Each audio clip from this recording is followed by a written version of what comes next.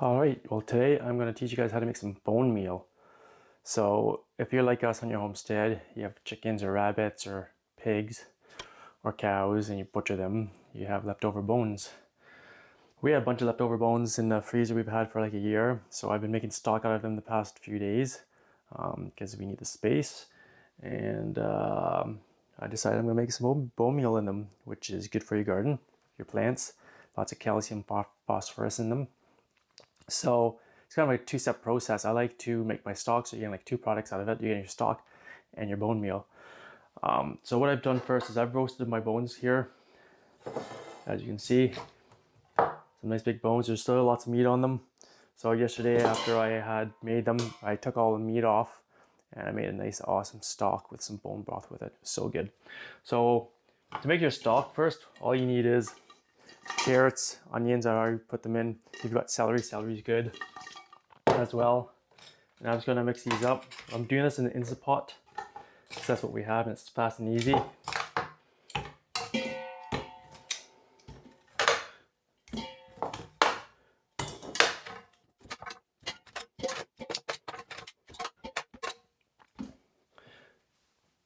So I'm not going to show you the 100% full process.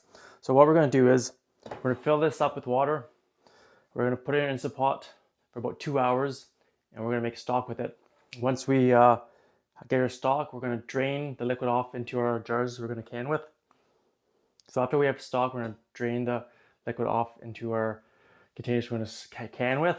And then I am going to put more water in again and go for another 2 hours so I can get about 2 rounds of stock out of it to extract all the flavor from the bones. And then by that time, they'll be nice and soft and ready to go. So I peel all the meat off, like I said previously, and then I put it aside for a meal. And then here are the bones from the other day I did. So I'll bring them up here. So as you can see, if I take it, it just crumbles. So there's a few different ways you can do this. You can let them dry out now, or you can blend them up in a blender and put them on a tray and let them dry that way.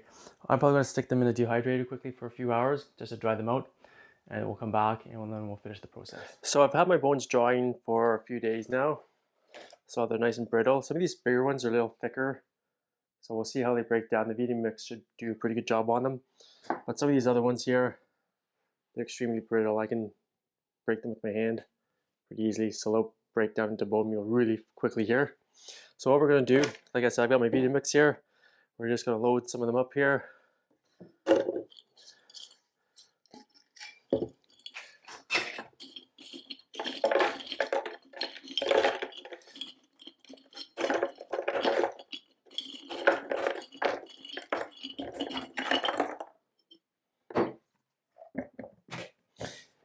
Usually when I'm doing things that are a little bigger like this and need more power, I usually start on low setting, variable speed, turn it on and then increase my speed a bit, and then flip it on high. So it's going to be loud here for a few minutes, so bear with me.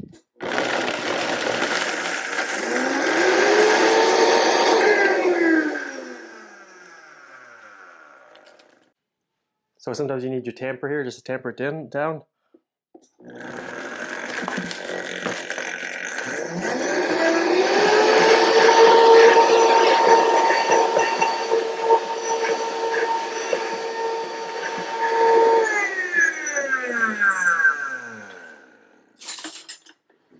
I'll probably have to read just a little bit here too actually, because there's a little bit more in there than they'll grind up. I'll actually take a few of them out here, do a few less at a time.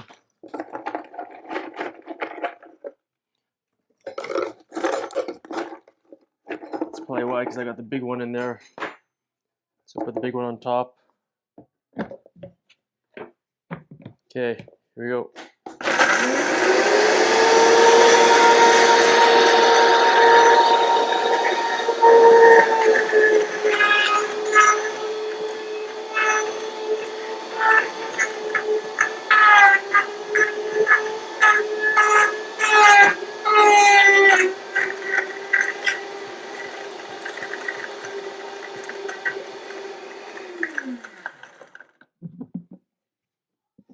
Okay, we're almost there for this round.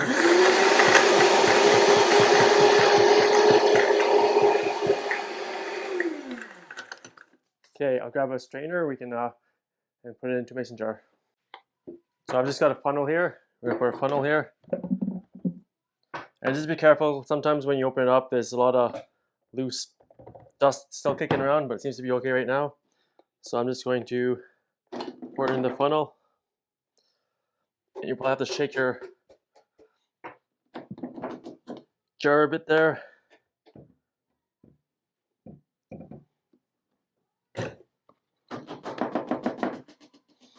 Should be using my wide mouth one here to make it easier.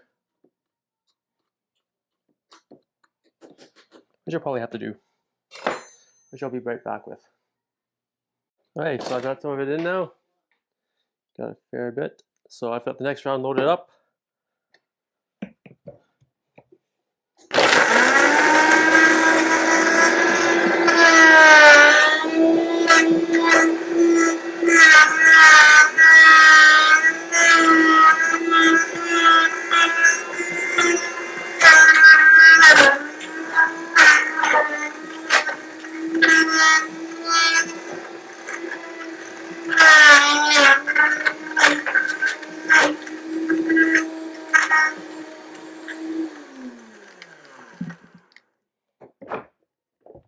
So I have a feeling that some of these bigger bones here, they could probably be pressure cooked even longer to soften them up. So I might try that actually, because they're slowly getting broken down, but not what I was expecting.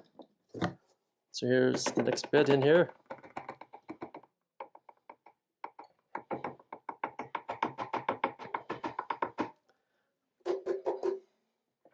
Alright, so sometimes when I do this, I like to put the smaller pieces in first, like this, and then the bigger ones on top. So I'll try to break it down quicker. Once the big pieces get down, they won't be jammed in. Here we go for the next one.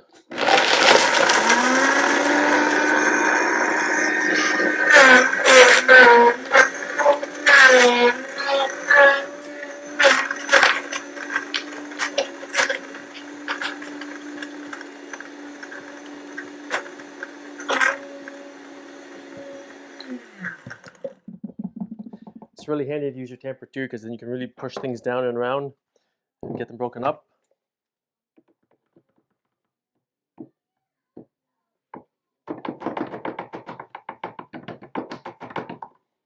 Okay, there we have it. I'll finish these other bones off in a few minutes here, but so far we've got almost half mason jar full.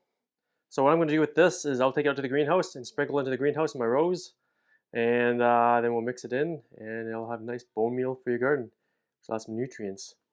So there you go, guys. Hope you enjoyed that video on how to make your own bone meal using every part of my animal. So from start, I made bone broth with the bones, stripped the meat off, which went into soup. I dried the bones off, which are going to be ground down into your bone meal, and then into the garden to add more nutrients. Thanks for watching, guys. Have a great day. Don't forget to subscribe to our channel, give us a thumbs up, and share us around. We'll see you out there. Have a great day.